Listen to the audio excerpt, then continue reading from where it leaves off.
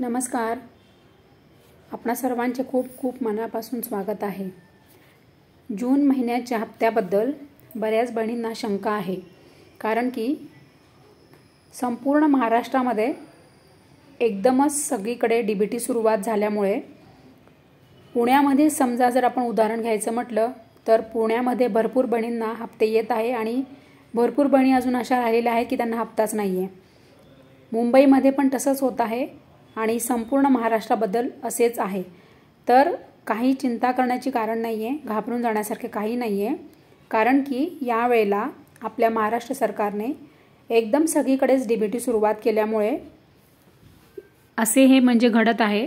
तर सर्वांना जून महिन्याचा हप्ता येणार आहे, काळजी नका करू. फक्त एवढेच आहे की काही ठिकाणी आपणास चुकीचे अपडेट मिळत आहे, त्याच्यामुळे तुम्ही अफवा आणि चुकीचे अपडेटकडे लक्ष देऊ नका. सर्व लाडक्या बहिणी चिंता करू नका, सर्वांना जून महिन्याचा हप्ता हा येणार आहे. सो